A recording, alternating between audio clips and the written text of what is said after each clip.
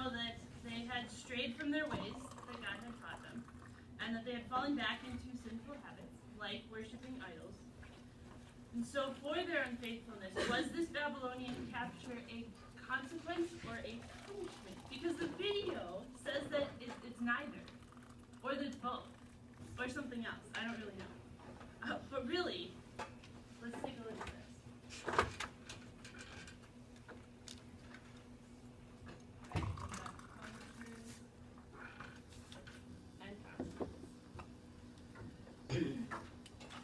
If it is indeed a consequence, then according to the definition, it is a result of our actions. So really, the Israelites did screw up.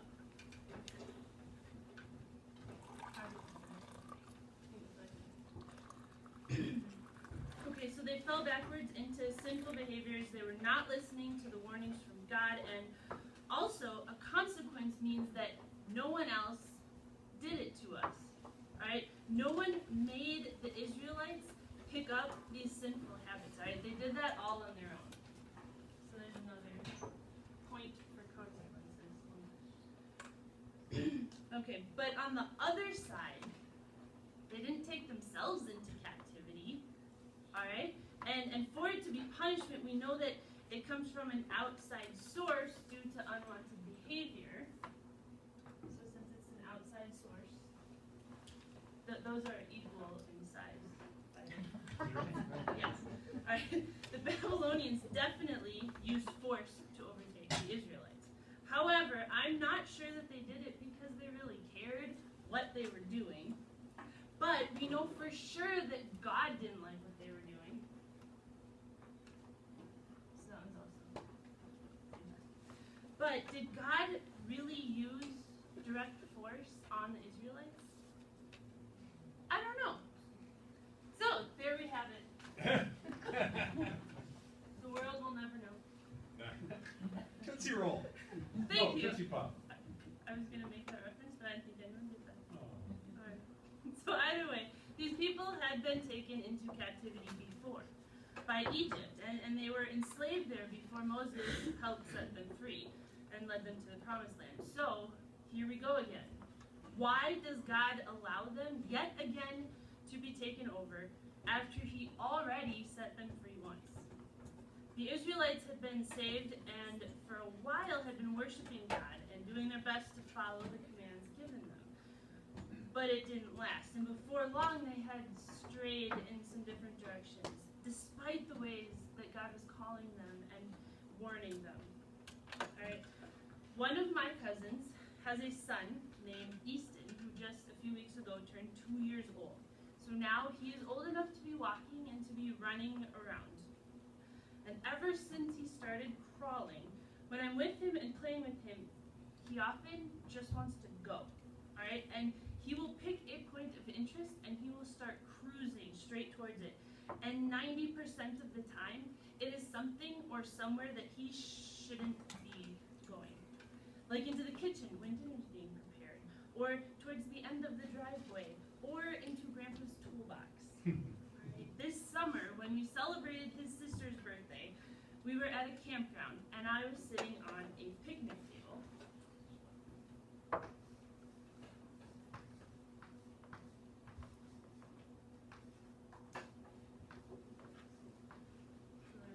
Hanging out on the picnic table.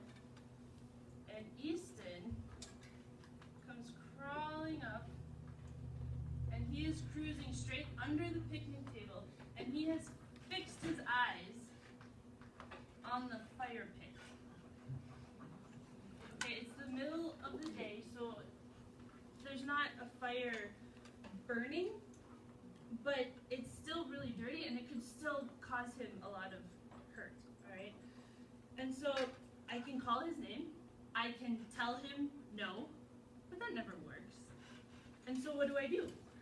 I ran after him, I picked him up, and I tickled his belly, and he smiled, and he laughed, and when I had believed that I thoroughly distracted him and made him want to just play with his Aunt Ashley, I let go of him. And what did he do? He went straight back to the fire pit. Because that's what babies do.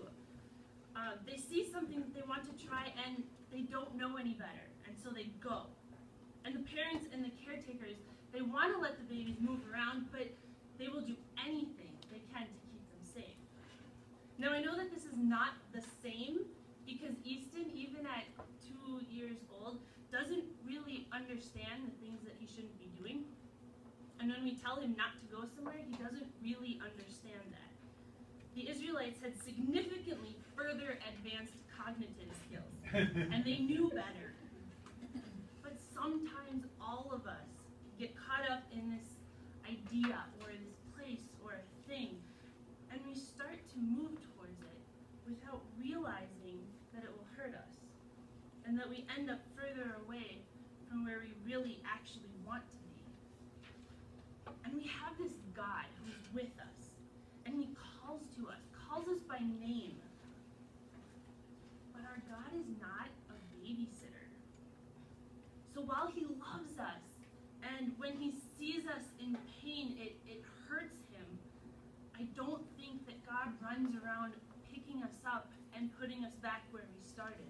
I think that God will stand in front of that fire pit, and he will point us in a new direction, and he will talk to us, and he will listen, but he isn't going to shield us from all the bad stuff.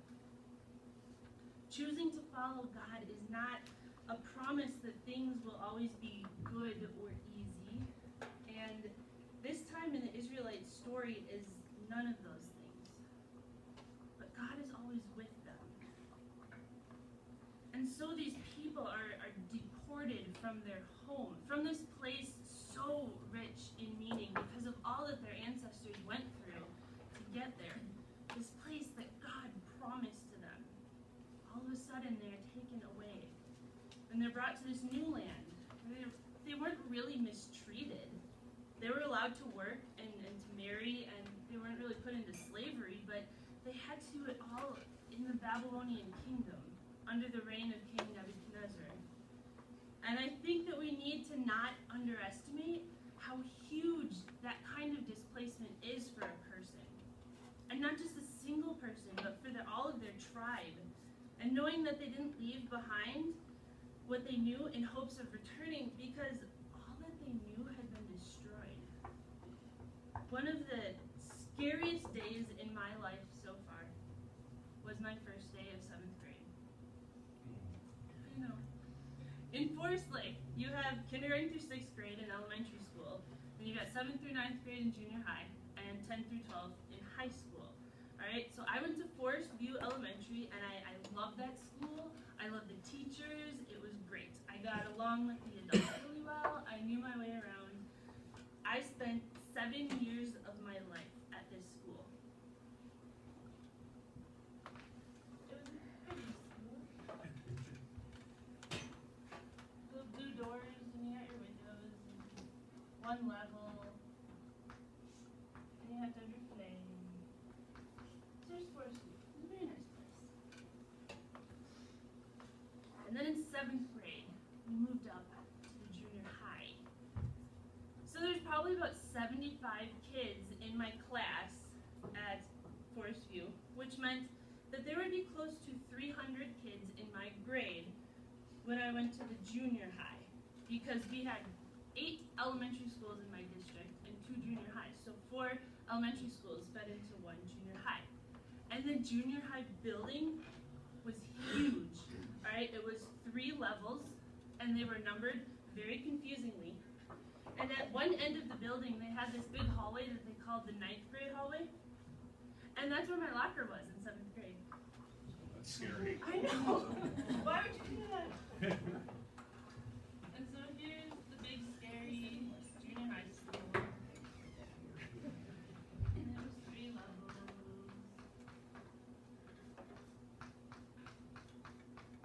You had stuff over here, stuff over there. Big flag. There's your little door. It was a huge school. Alright, that was a really big adjustment. To go from this one level, 2 hallway building with about 75 kids in your grade, and you spent most of your time with one group of students, alright? And there wasn't that much homework.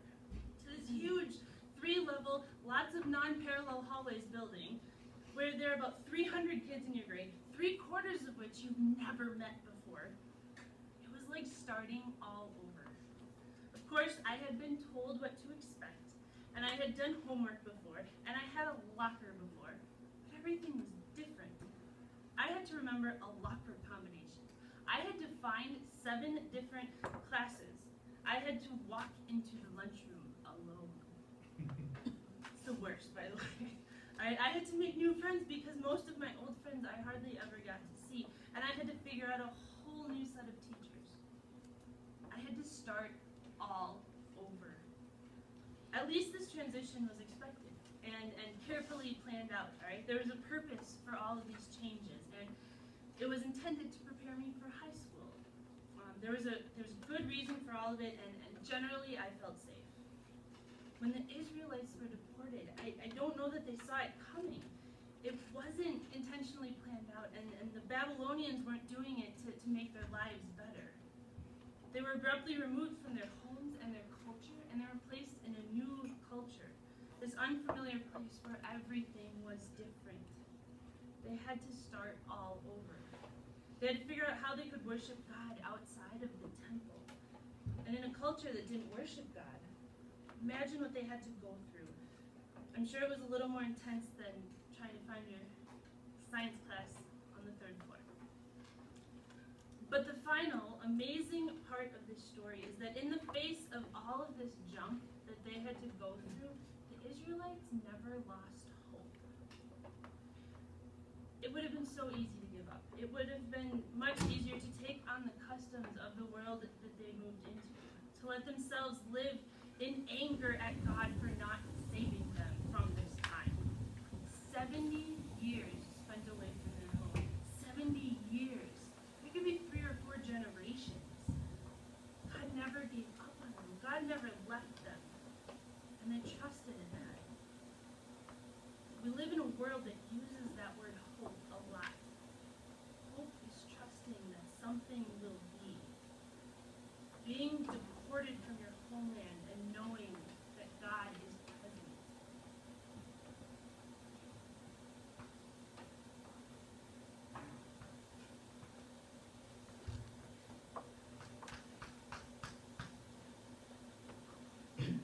We know that if you put a single candle in a dark room, that it will cut through that darkness like a knife. And when you put 2 or 3 or more candles in a room, that the light becomes even greater.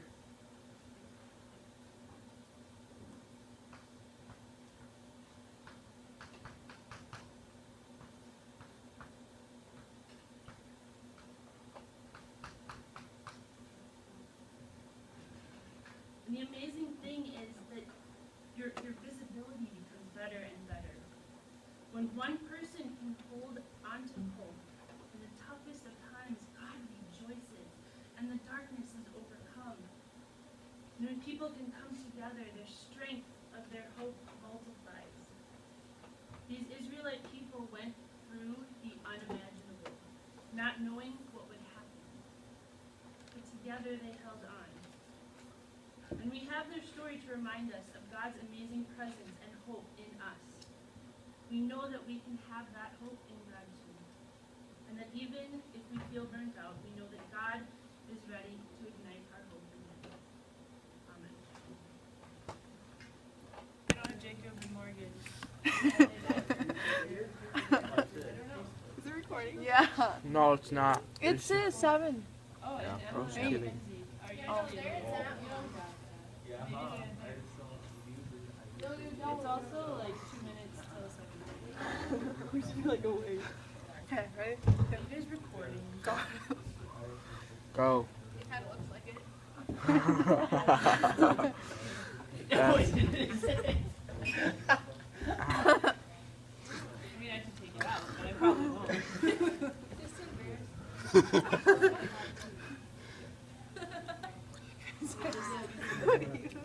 Okay, let's turn this off. What was that for? Stop it.